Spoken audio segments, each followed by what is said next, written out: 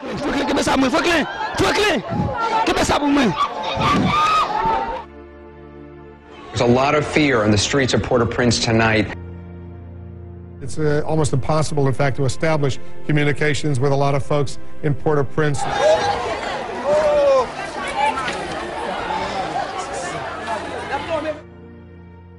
It was a magnitude 7, possibly the strongest quake ever to hit that region.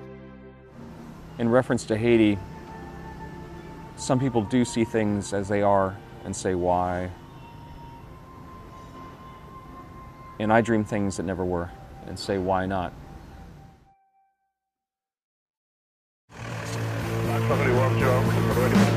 Taxi 10, ready for departure, country.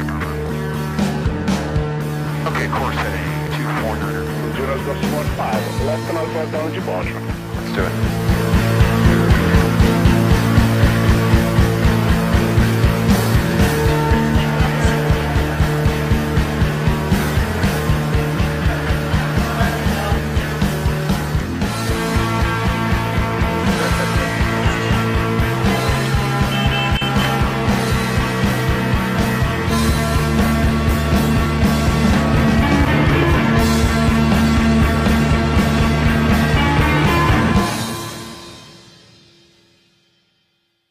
My grandfathers, my father were in aviation professionally, and my mother was in healthcare. I grew up with a sense that aviation and healthcare could blend.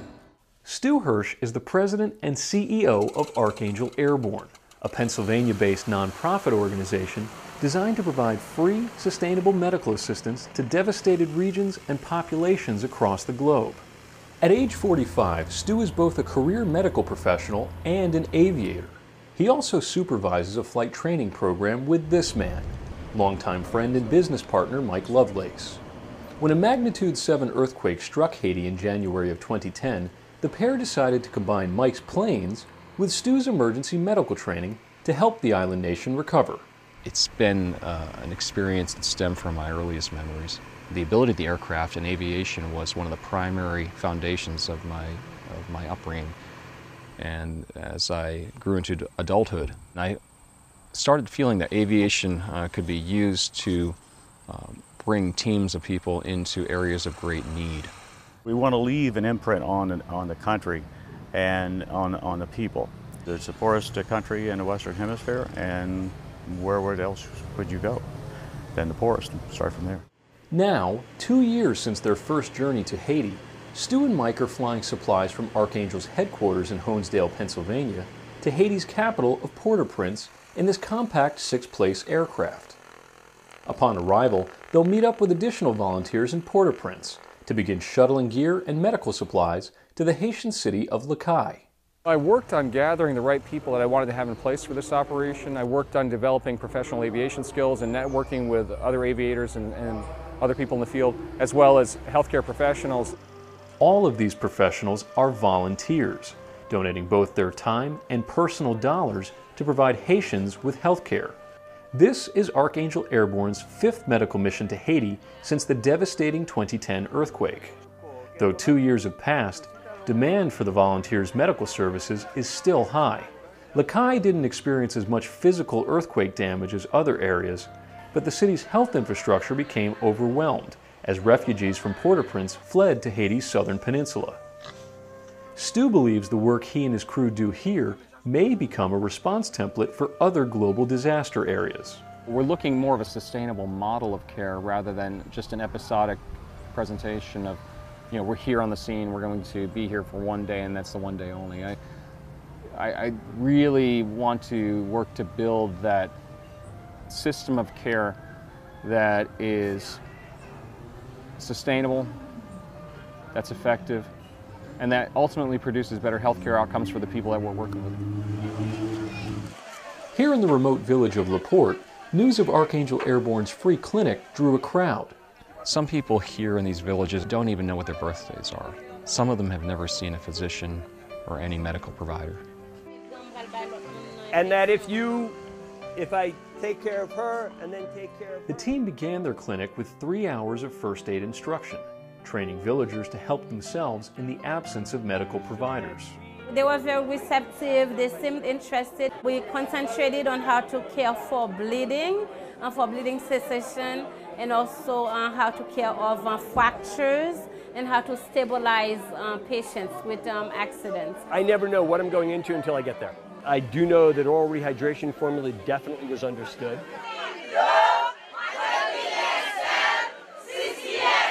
That's 1 liter of clean water, a half teaspoon of salt, and 6 teaspoons of sugar. The Archangel volunteers soon discovered many of their patients had arrived with severe cases of hypertension and intestinal issues. We saw some patients with extremely high blood pressures, 200 over 130, that kind of range. In the United States, if you were symptomatic and you had a blood pressure like that, you'd pick up your phone, dial 911. A paramedic would be at your doorstep in 5 to 10 minutes, be treating you, and then you go to a fully equipped emergency room and probably be admitted and then follow up with a physician. None of that happens here. The challenge is to figure out a way to still make a difference even though we don't have the resources that we have back home. So this patient came in for checkup. Her blood pressure is really high. It's 190 over 110. She also has some heartburn, and she also fell not too long ago, and she has pain in her legs and in her back. So the plan for this patient today will be to mobilize her blood pressure, give her some medication to lower the blood pressure, educate her on a low salt diet and drinking a lot of water, and also I'll give her something for pain. This is really a pretty robust clinic day. We realized that we had a situation where the prescribers or the providers, medical providers, were ordering some medications that we didn't actually have to dispense.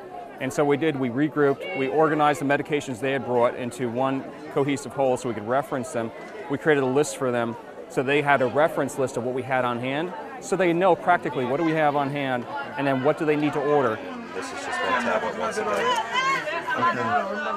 Okay. Luckily, the people of LaPorte do have access to a local pharmacy.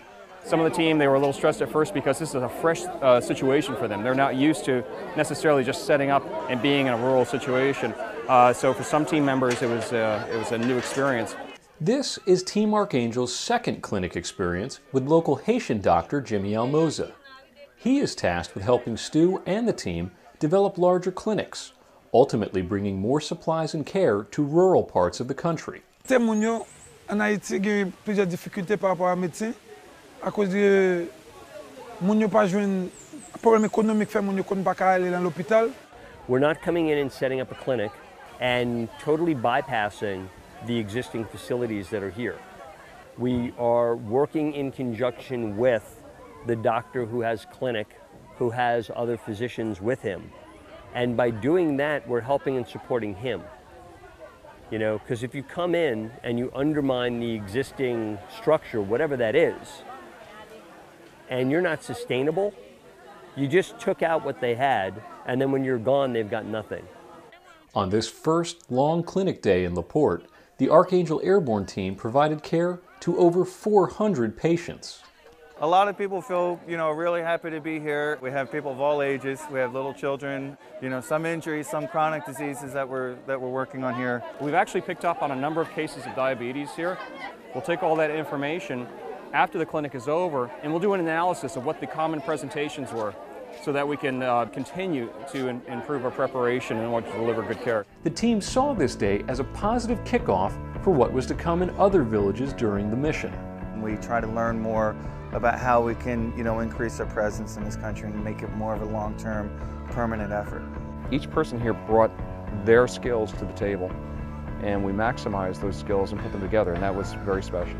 And that's what you hope for. And that's why I consider this fifth mission to be just a great testament to what people can do with focus and that dynamic flow. Eminise Lewis is Haitian American, and so she brings a great component and dynamic to the team by understanding the culture, understanding the people. She's very knowledgeable. Kristen Daniels, working as a PA in emergency services and also in urgent care, has a great balance between what needs to be done and her sense of organization. Chuck Atwell, seasoned paramedic, able to get it done when it needs to get done and jump into an emergency situation and make things happen. Dan Desmond with his interpretation skills that shows the people we're not just here to drop into your situation and and just throw medicine at you or save a few lives. You know, we're here not only to do that, we're here to really partner with you, and we have people on the team who can speak your language. Mike Lovelace, my fellow aviation officer, when he's not in the aircraft, he's flexing and flowing and seeing where he can fit in. Ayel Lindman has experience with the Haitian population, being here since the earthquake, helping with disaster response. He's comfortable in this culture.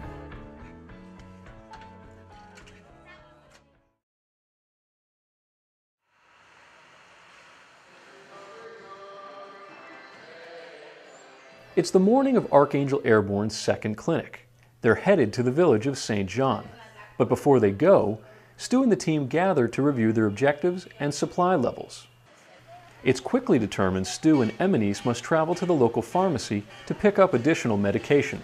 We were just able to get enough medications to do the clinic today for $127 US. The money that's donated gets used, so it goes directly to the people, and that's what we work to do. En route to St. John, the team hit a minor bump in the road, causing their tap-tap to go putt-putt. The tap-tap is it's a small pickup truck with benches in the back and a cover, and the reason they call them tap-taps is because that's the sound that the engine makes, because they're usually not maintained very well. Go. Our truck started to lose power going up one of the steep hills, and it lost so much power that it pretty much came to a halt. Our guys put rocks behind the rear wheels, and then we in the back, 3 of us jumped out and had to push the tap-tap up the hill to give it a boost. You just had to do what you had to do. We had to get to that clinic. The clinic takes place here, inside this local church, making it the closest medical care these residents have ever encountered. I think we're going to be able to help a lot of people today. And this is an area that obviously doesn't get a lot of attention medically, and it's very difficult. There are hospitals that they could go to, but just the difficulty of getting there is a burden for a lot of people, so we're trying to relieve that as much as we can. Normalement, nous avons plus de 200 personnes, et sans compter Timoun, parce que Timoun n'a pas fait 4 pour eux. Nous faisons plus que 204 pour grand monde, sans compter Timoun. Si nous avons compté Timoun, nous avons presque 300 personnes. L'activité que nous avons fait là-bas, médicaments gratis. I see the clinic is very important. So that's very important. I see some people who come from America and who come to give the people in Haiti some medicine. So I'm very pleased. I'm very pleased for that. The fact that this clinic is in a church, it's special because, Archangel was set up as a non-denominational organization, but we all do have faith. And these people obviously have faith. This is their church. So they come here to worship, and now they're coming here to be healed. Back home, we're so used to having any kind of supply we could possibly want, and here we have to be more efficient about it, or learn how to reuse things, or obviously in a sterile way. As it turns out, getting by with less is a lifestyle well known to the residents of St. Jean. Everybody just wants love and attention, and they want to be cared for. People see earthquakes or they see disasters on the news and sort of sanitized. When you hear the sounds, the smells, the people, it's reality at this point. You see what's really like. If you judge yourself by what you own, if you judge yourself by what you have, there's one fact that I know for sure. Like this, your world can disappear. And I've seen it in many, many places. With another successful clinic day completed, the team kicked back for some much-deserved rest and relaxation. But the cheers and smiles were short-lived and quickly replaced by shouting and panic. We suddenly heard screams that someone needed help. We immediately started bolting. We were in a flat-out run, grabbing our gear and going, and trying to get there to isolate or see what was happening. As I pushed through the people, I saw that it was a young woman, probably in her early 20s. And I looked down and saw that she was dead. We saw with the woman on the beach that, if we weren't there, I'm not sure when medical help would have arrived, if ever. It took maybe 30 minutes to 45 minutes before the police even showed up at the scene. We would have liked to have been able to save her, and we were ready to, except there was no saving her. You could feel the change in the team after that experience. You could look in the faces of the team, and they were thinking about that she had died. It reminded us that we have to accept death as well as understand that death is part of life. Hopefully we can increase our operations so that we get down here on a regular basis and really make a big difference in these people's lives.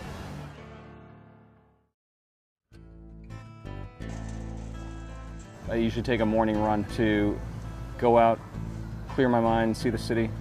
I look around and I look at the situation of the people as I run through the streets, and I look at how people are living. And it inspires me to continue doing the work that we're doing in support of the public health care here. And it helps me to focus and to come back with a clear mind for our agenda. After the unexpected challenges of the previous evening, Stu and the team eagerly geared up their supplies and their resolve to positively impact more lives at the next clinic. We're packing up and get ready to head off to St. Louis and another full day of clinic and education, and it's going to be pretty great. I'm really looking forward to it. We've treated so far almost 500 people in 2 days. The remote areas that we're serving in are difficult to get to. It's not always easy, but it's worth it, because if we can go work with populations at risk, people who are suffering from disparity, from extreme poverty, if we can get to them and help to make their lives better, to give them a better quality of life, that is the fulfillment of our mission. With medicines, with supplies. We have the 3 doctors, providers setting up over here.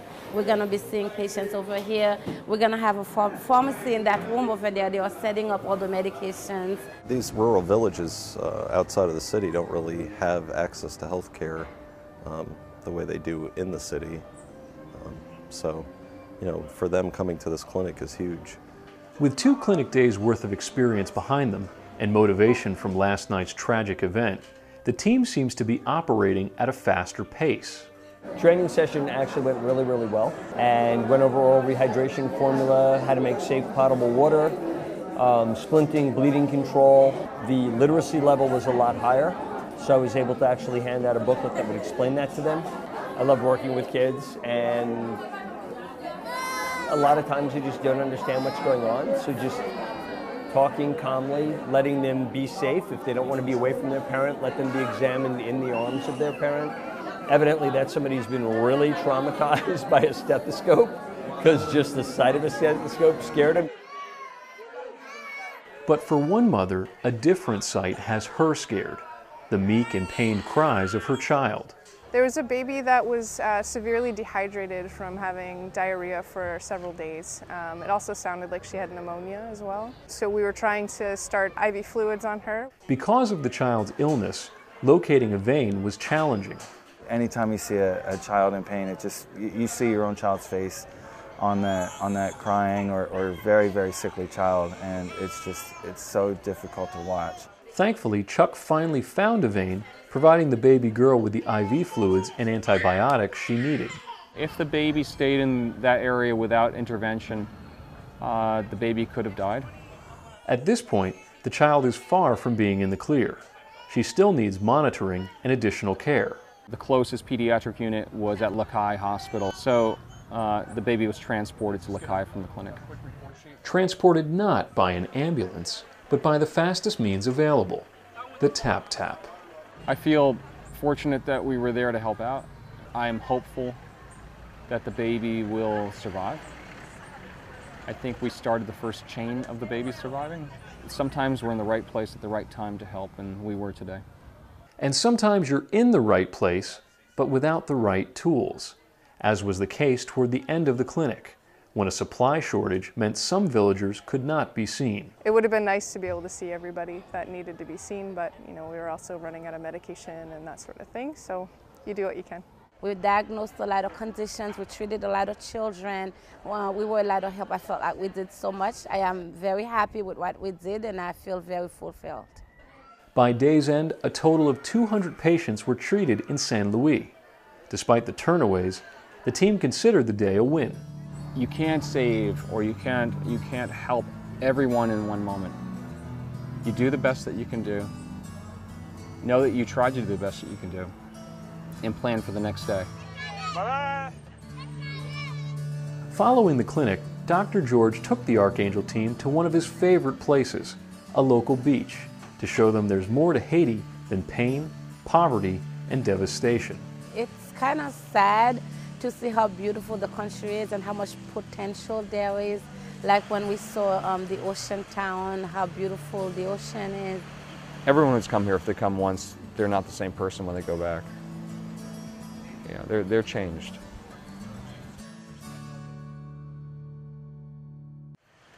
The team is prepping for their fourth and final clinic day. The destination is the town of Caye-Coke on the island of Île-aux-Vaches, located along Haiti's southern coast. But to get to this last clinic, the volunteers of Archangel Airborne must go aquatic with a ride on this powerboat. We got here through a wet and wild boat ride where we had to climb out of the boat and wade through the water, carry our equipment all around to make sure we didn't get some stuff wet. It was actually pretty interesting, and you know, we got completely soaked, but it's worth it. This place is absolutely beautiful. I think it's one of the most heavenly places on earth. It's a beautiful, beautiful island with almost no pollution and no cars, and everybody seems to be living a really simple and peaceful lifestyle out there. It's paradise.